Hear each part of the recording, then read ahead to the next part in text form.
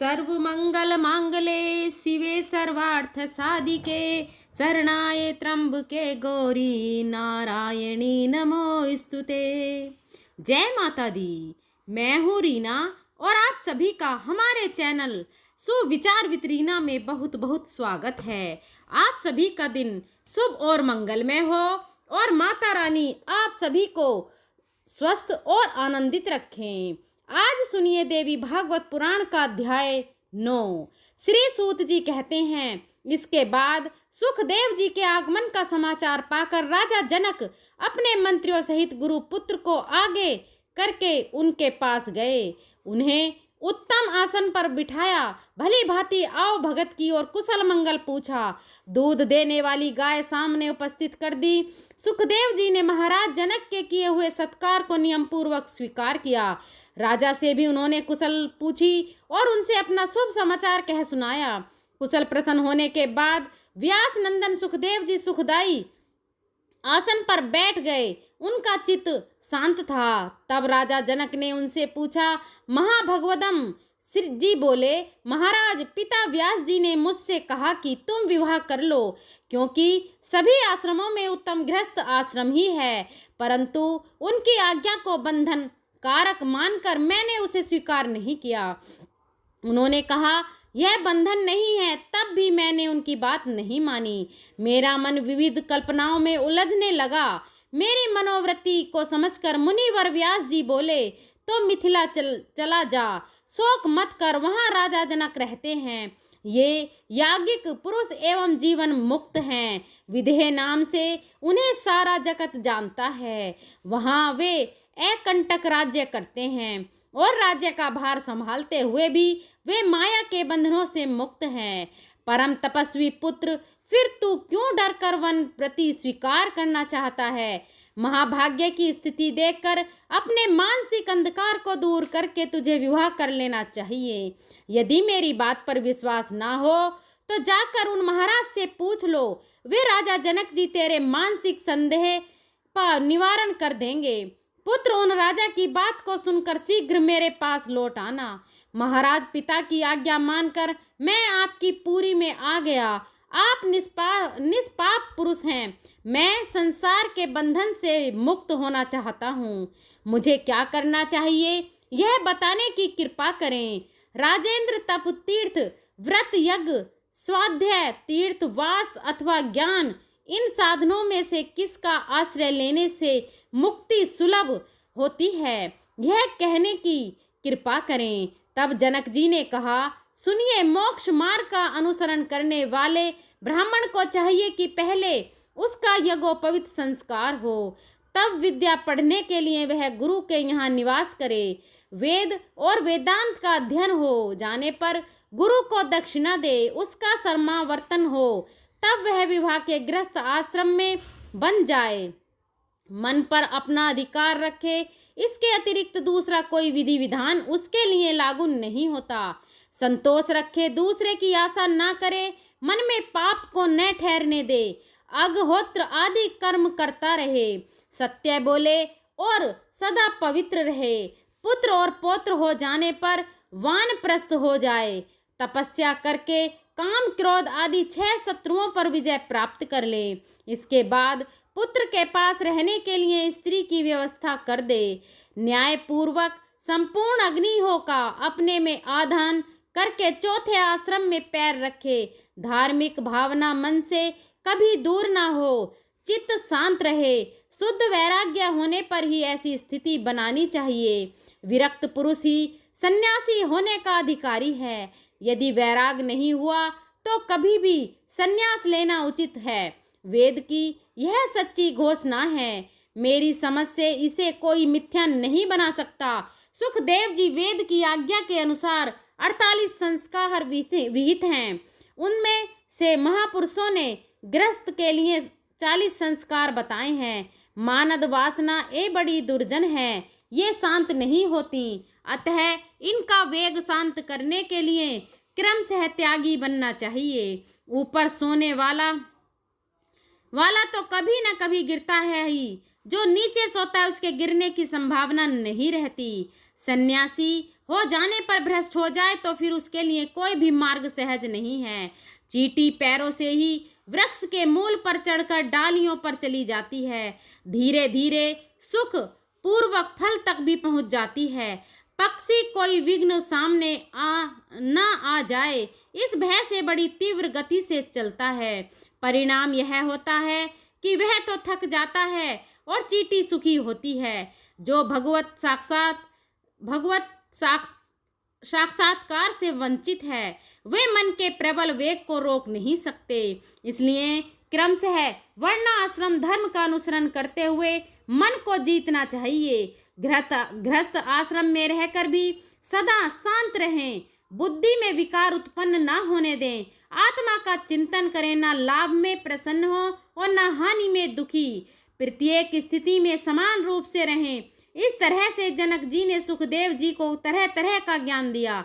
श्री सूत जी कहते हैं, जनक जी का उपयुक्त कथन सुनकर सुखदेव जी का मन मुग्ध हो गया, उनकी शंकाएं नष्ट हो गईं। उसी क्षण जनक जी से आज्ञा लेकर वे व्यास आश्रम को चल पड़े। पुत्र को आते हुए देखकर व्यास जी के सुख की सीमा नहीं रही। उन्होंने सुखदेव जी को गोद में बिठा लिया, उनका मस्तक सूंघ फिर उनकी कुशल पूछी। उसके बाद सुखदेव जी अपने पिता के पास ही उनके सुंदर आश्रम पर रहने लगे। वे वेद अध्ययन में सफलता पा चुके थे, संपूर्ण शास्त्रों का सम्यक प्रकार से अध्ययन किया था। राज्य करते हुए भी जनक जी की जो स्थिति थी उसे देखकर सुखदेव जी को बड़ी शांति मिली। अब पिता के आश्रम पर रहना उन्हें अभिष्ट हो गया। पितरों की एक सौभाग्यवती कन्या थी। उस सुंदरी कन्या का नाम था पीव योग। पथ के पथिक होते हुए भी सुखदेव जी ने उसे अपनी पत्नी बनाया। उस कन्या से उन्हें 4 पुत्र हुए। कृष्ण, गौर, प्रभ, भरी और देव ऋतु कीर्ति नाम की एक कन्या हुई। परम तेजस्वी सुखदेव जी ने विश्रम महामना अनुहा के साथ उस कन्या का विवाह कर दिया। अनुहा के पुत्र श्रीमान ब्रह्मदत्त हुए। सुखदेव जी के दोहित्र ब्रह्मदत्त बड़े प्रतापी राजा हुए, साथ ही वे ब्रह्मज्ञानी भी थे। कितने समय तक वहां रहकर नारद जी ने उन्हें ब्रह्म ज्ञान का उपदेश दिया था। ज्ञान की पराकाष्ठा पर पहुंचकर ब्रह्मदत्त ने सर्वोत्कृष्ट योग मार्ग का अनुसरण किया। फिर पुत्र को राज्य सौंपकर वे भद्र आश्रम चले गए। माया बीज के उपदेश से उनका ज्ञान अत्यंत निर्मल हो गया था। नारद जी की कृपा से वे शीघ्र मुक्ति प्रद ज्ञान के अधिकारी हो गए। फिर सुखदेव जी अपने पिता व्यास जी का साथ छोड़कर कैलाश के सुरम्य शिखर पर गए। वहां उन्होंने अविचल समाधि लगा ली। परम सिद्धि मिल जाने पर उनका आसन शिखर से ऊपर उठ गया। आकाश में भी इस प्रकार चमकने लगा मानो महान तेजस्वी सूर्य चमक रहे हों। सुखदेव जी के ऊपर उठते समय पर्वत का शिखर फटकर 2 भागों में बट गया। हवा की भांति तीव्र गति से वे आकाश में चले तो उत्पाद की भरमार हो गई। ऋषिगण ने उनका स्तवन आरंभ कर दिया। उस समय सुखदेव जी तपस्वी तेजस्वी होने के कारण आकाश में एक दूसरे सूर्य के समान अत्यंत प्रकाशित होने लगे। उधर व्यास जी को विषाद हुआ। उनके मुख से बार बार हे पुत्र यह शब्द निकल रहा था। वे पर्वत के उस शिखर पर चले गए जहां सुखदेव जी ने योगाभ्यास किया था। व्यास जी की दयनीय दशा समझकर सुखदेव जी ने उत्तर दिया। उनके वचन से सभी जान गए कि सुखदेव जी व्यष्टि शरीर को समष्टि से मिलाकर आकाश में चले गए हैं। उस पर्वत के शिखर पर अब तक भी स्पष्ट उत्तर सुनाई पड़ता था। व्यास जी का विलाप बंद न हुआ। वे शोक के उमड़े सागर में डूबे रहते थे। मुख से पुत्र पुत्र की करुण ध्वनि निकल रही थी। मन पर विरह का बादल मंडरा रहा था। उनकी स्थिति देखकर भगवान शंकर वहां पधारे और उन्होंने उनको समझाना आरंभ किया। व्यास तुम शोक मत करो। तुम्हारा पुत्र सुखदेव योग शास्त्र का प्रकांड विद्वान है। उसे वह उत्तम गति सुलभ हुई है जिसे एकृत आत्मा भी पा नहीं सकते। तुम तो स्वयं विज्ञ पुरुष हो, अतः सुखदेव के विषय में तुम्हें कुछ भी चिंता नहीं करनी चाहिए। अनग ऐसे योग्य पुत्र की प्राप्ति से तो तुम्हारी कीर्ति विस्तृत हो गई। तब व्यास जी ने कहा, देवेश मैं क्या करूं, विवश हो गया हूं। पुत्र को देखने से अतृप्त मेरे नेत्र अब भी उसे देखने के लिए छटपटा रहे हैं। महादेव जी बोले, तुम्हारे पुत्र की मन को अत्यंत मुग्ध करने वाली तुम्हें निकट ही दिखाई पड़ेगी। महान तप करने वाले मुनिवर, उस प्रतिबिंब को देखकर अपना मन शांत कर लो। श्री सूत जी कहते हैं, फिर तो सुखदेव जी का परम प्रकाशमान प्रतिबिंब व्यास जी को दिखाई पड़ने लगा। मुनि को वर देकर भगवान शंकर वही अंतर ध्यान हो गए। उनके अंतर ध्यान होने के बाद व्यास जी वापस अपने आश्रम पर चले आए। ऋषियों ने पूछा, परम सिद्धि प्राप्त करके सुखदेव जी के पधार जाने पर देव शिरोमणि व्यास जी ने फिर क्या किया?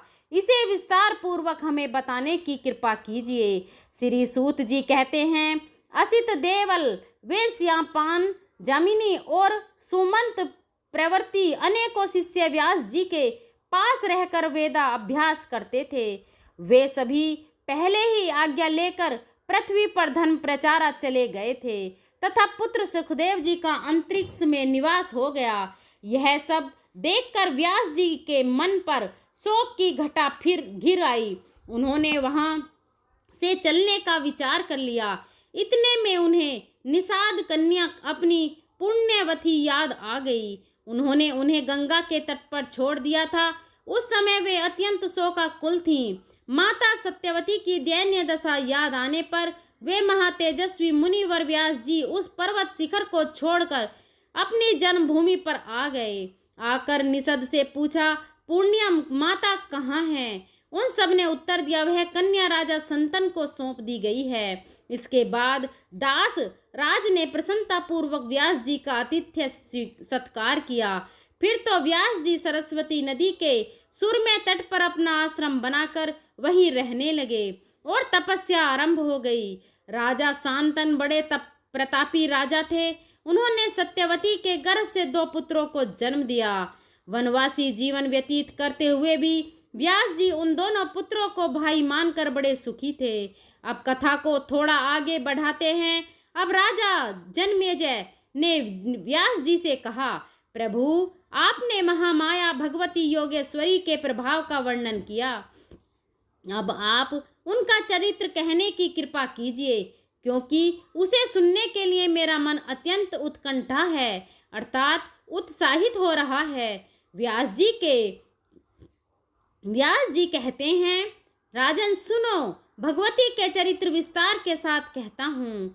महामती श्रद्धालु एवं शांत पुरुष को जो भगवती की कथा नहीं सुनता उसे प्रचंड मूर्ख समझना चाहिए। पूर्व समय की बात है, धरातल पर महिषासुर नाम का एक राजा था। उसके शासनकाल में देवताओं और दानवों में बड़ी भीषण लड़ाई ठन गई थी। राजेंद्र महिषासुर ने अत्यंत कठिन तप किया था। सुमेरु पर्वत पर जाकर उसने तपस्या की थी। देवता उसकी तपस्या देखकर अत्यंत आश्चर्य में पड़ गए थे। 10,000 वर्षों तक वह अपनी इष्ट देव का हृदय में ध्यान करता रहा। महाराज, इसके बाद उसके आराध्य देवलोक पितामह ब्रह्मा जी प्रसन्न हो गए। वे हंस पर विराजमान होकर वहां आए और बोले, धर्मात्मा वर मांगो, मैं तुम्हारा मनोरथ पूर्ण करने के लिए तत्पर हो। महिषासुर बोला, देवादिदेव महाभाग ब्रह्मा जी, मैं अमृत्यु चाहता हूँ। पितामह, जिस प्रकार मृत्यु का भय सामने न आए वैसा ही वर देने की कृपा कीजिए। तब ब्रह्मा जी ने कहा, जन्मे हुए प्राणी का मरना और मरे हुए का जन्म लेना बिल्कुल निश्चित है। यह नियम सदा लागू रहता है। संपूर्ण प्राणियों की जन्म लेने और मरने की क्रिया अनिवार्य रूप से चलती रहती है। दैत्य, वे समय अनुसार संपूर्ण प्राणियों की मृत्यु हो जाती है। बड़े बड़े पर्वतों और समुद्र को भी एक दिन अंत हो जाता है। इसलिए राजन, एक मृत्यु के विषय को छोड़कर दूसरा जो कुछ भी तुम्हारे मन में जचे वह वर मांग लो। महिषासुर बोला, पितामह, देवता, दैत्य और मानव, इनमें किसी भी पुरुष से मेरी मृत्यु ना हो। कोई स्त्री ही मुझे मारे, इसलिए ब्रह्मा जी स्त्री के साथ मेरा मरण निश्चित करने की कृपा कीजिए।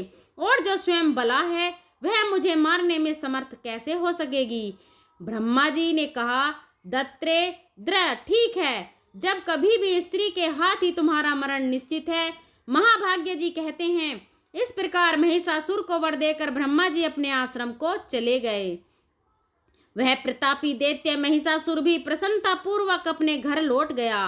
राजा जन्मेजय ने पूछा, महिषासुर किसका पुत्र था? उस महाबली दैत्य की उत्पत्ति कैसे हुई थी? एक महान आत्मा होते हुए उसे महिष का रूप कैसे मिल गया था? वह व्यास जी कहते हैं, महाराज नु के जगत प्रसिद्ध 2 पुत्र थे। उनके नाम थे रंभ और करम।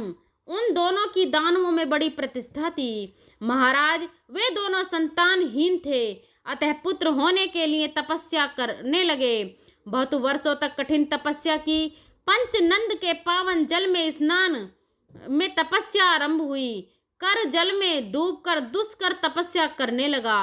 रंभ प्रशस्त दूध वाले वट वृक्ष के नीचे गया और पंचाग्नि की व्यवस्था करके तपस्या में लीन हो गया। जब रंभ पंचाग्नि ताप में तत्पर हो गया, तब उन दोनों दैत्यों की स्थिति का पता लगने पर सचीपति इंद्र महान दुखी हो गए। वे स्वयं पच्चनंदन पहुंचे। ग्रह का वेश धारण करके उन्होंने जल में प्रवेश किया तथा तपस्या करते हुए करम के पैर पकड़ लिए। उनके इस प्रयास से दुराचारी करम की जीवन लीला समाप्त हो गई। अपने भाई का मरण सुनकर रंभ के क्रोध की सीमा न रही। उसके मन में ऐसी इच्छा उत्पन्न हुई कि अपना मस्तक अग्नि को भेंट कर दूं। अतः उसने सहसा बाएं हाथ से अपने सिर की चोटी पकड़ी और दाहिने हाथ में तीखी तलवार लेकर मस्तक को धड़ से अलग कर देना चाहा। इतने में ही उसे समझाने के लिए अग्निदेव प्रकट हो गए। अग्निदेव ने रंभ से कहा, दैत्य तुम में बड़ी मूर्खता भरी हुई है, तभी तो अपना मस्तक काटने को तैयार हो गए हो। भला आत्महत्या जैसे अधर्म कर्म में तुम्हारी प्रवृत्ति कैसे हो गई? तुम्हारा कल्याण हो, मुझसे वर मांग लो। मन में जो कुछ भी इच्छा हो मांग सकते हो। शरीर का त्याग मत करो। यूं प्राण त्याग करने से भी तुम्हारा कौन सा कार्य सिद्ध होगा? व्यास जी कहते हैं, अग्निदेव की वाणी बड़ी सरस थी। उसे सुनकर रंभ ने अपनी चोटी छोड़ दी और कहा, देवेश यदि है आप प्रसन्न हैं तो मुझे अभिष्ट वर देने की कृपा कीजिए। मैं त्रिलोकी पर विजय पाने वाला पुत्र चाहता हूँ। मुझे ऐसा पुत्र चाहिए जिसके प्रयास से शत्रु की सेना प्राणों से हाथ धो बैठे। देवता, दानव और मानव कोई भी किसी प्रकार भी उसे ना मार सके। वह अपनी इच्छा के अनुसार रूप धारण कर सके, उसमें असीम शक्ति हो, सब लोग उसके चरणों में मस्तक झुकाएं। तब अग्निदेव ने रंभ से कहा, बहुत कठिन तुम्हारी अभिलाषा पूर्ण होगी। महाभाग तुम्हें वैसा ही पुत्र होगा। अब आत्महत्या का विचार छोड़ दो। महाभाग्य पर तुम्हारा मन डिग जाए, उसी के गर्भ से महान पराक्रमी पुत्र तुम्हें प्राप्त होगा। व्यास जी कहते हैं, अग्निदेव का वचन चित्त को आह्लाद कर देने वाला था। उनकी बात को सुनकर दैत्यम रंभ ने चरणों में मस्तक झुका दिया और अपने स्थान की ओर चल दिया। रंभ का स्थान संपूर्ण समृद्धि हो से संपन्न था। वहां अनेकों यक्ष मौजूद थे। पशु भाव पक्ष राक्षस तो था ही, काम भाव से एक महिषी पर उस दानव राज की दृष्टि पड़ गई। उस समय वह भैंस भी जवानी के मध में चूर थी। रंभ उस पर आसक्त हो गया। होनी बड़ी प्रबल है। इस प्रकार वह महिषी गर्भवती हो गई। एक समय की बात है, कोई एक दूसरा भैंसा उस भैंस पर टूट पड़ा। इसलिए उस भैंस को मारने के लिए रंभ स्वयं सामने आ गया और उस पर झपटा। वह बलवान भैंसा भी कामा था। उसने तुरंत अपने सींगों से रंभ पर चोट पहुंचाने शुरू कर दी।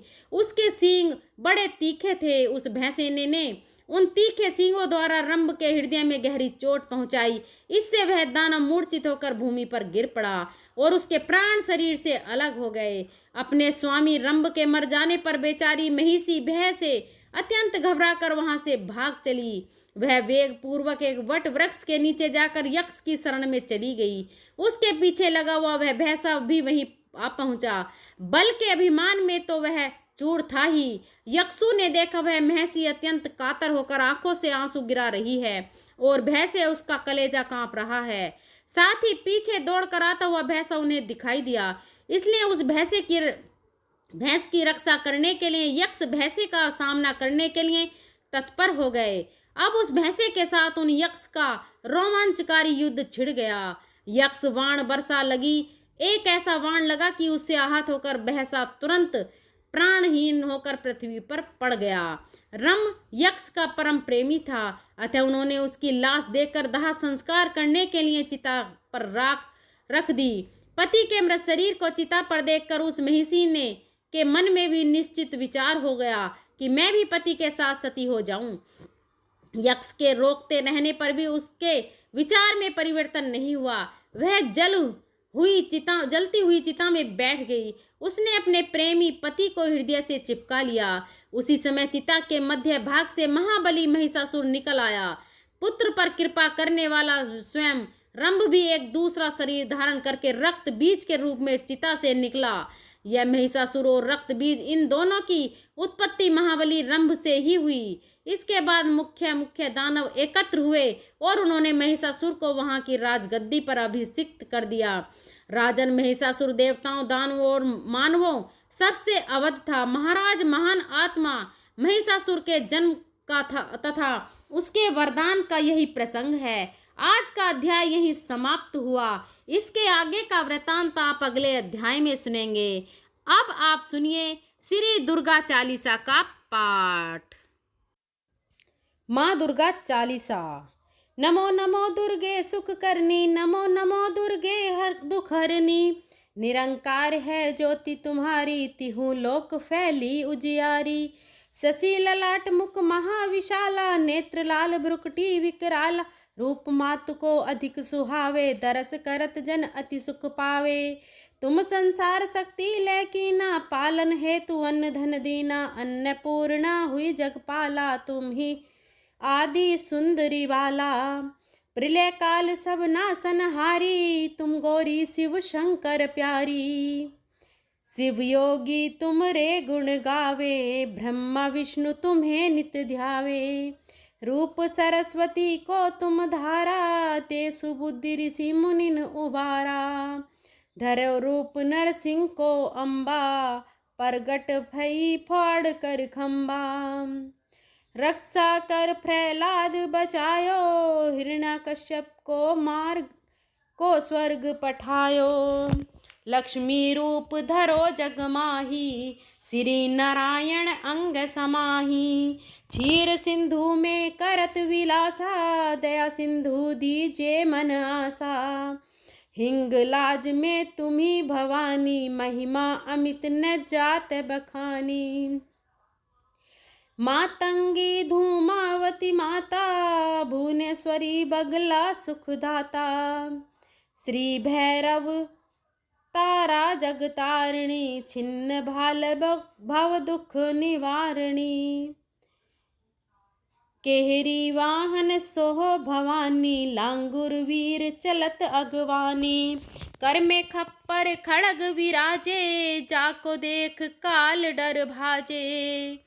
सोहे अस्त्र और त्रिशूला, जाते उठत शत्रु हुए सूला। नगर कोट में तुम्ही विराजत, तिहु लोक में डंका बाजत। शुंभ निशुंभ दानव तुम मारे, ये महिषासुर अधिभारे। जय अदबार मही अकुलानी, रूप कराल काली को धारा। सेन सहित तुम तिहि सहा, परिगाड संतन पर जब जब भई माए सहाय। मातु तुम तब तब, अमरपुरी अरुवा सब लोका। तब महिमा सब रहे अशोका। ज्वाला में है ज्योति तुम्हारी, तुम्हें सदा पूजे नर नारी। प्रेम भक्ति से जो यस गावे, दुख दरिद्रा निकट नहीं आवे। ध्यावे तुम्हें जो नर मन लाई, जन्म मरण ते वो छुट जाई। जोगी सुर मुनि कहत पुकारी, योग न हो बिन शक्ति तुम्हारी। शंकर हो संकट के नाशन, मंगल कारण विघ्न विनाशन। शंकर अचरज तब कीनो, काम क्रोध अजीति सब लीनो। निस दिन ध्यान धरो शंकर को, काहू काल नहीं सुमरी तुमको। शक्ति रूप को मरम ने पायो, शक्ति गई तब मन पछतायो। शरणागत हुई कीर्ति बखानी, जय जय जय जगदम्ब भवानी। भई प्रसन्न आदि जगत तेई शक्ति नहीं किनी विलंबा। मोको मातु कष्ट अति घेरो, तुम बिन कौन हरे दुख मेरो। आशा तृष्णा निपट सतावे, विप्र मूरख मोहि डर पावे। शत्रु नाश कीजिए महारानी, सुमरो चित इक तुम्हें भवानी। करो कृपा है मातु दयाला, रिद्धि सिद्धि दे करू निहाला। जय जब लगी जियो दया फल पाऊं, तुमरो यस मैं सदा सुनाऊं। दुर्गा चालीसा जो गावे, सब सुख भोग परम पद पावे। देवी दास शरण निज जानी, करू कृपा जगदम्ब भवानी। बोलिए जगदम्बा माता की जय। आज की वीडियो आपको कैसी लगी कमेंट बॉक्स में ज़रूर बताएं और जय माता की ज़रूर लिखें। अगर मेरे बोलने में कोई त्रुटि हो तो मैं हाथ जोड़कर क्षमा प्रार्थी हूँ। और आपके अपने ही चैनल सुविचार विद रीना को सब्सक्राइब ज़रूर करें, बेल आइकन को प्रेस करें ताकि आने वाले सभी वीडियो की नोटिफिकेशन आपको मिल सके। चैत्र मास महात्म्य माता दुर्गा का यह महापुराण की गाथा सुनने से परिवार के सभी कष्टों से मुक्ति मिलती है, इसलिए इसका रसपान अवश्य करें। चलिए मिलते हैं अगले अध्याय के साथ, तब तक के लिए जय माता दी। धन्यवाद।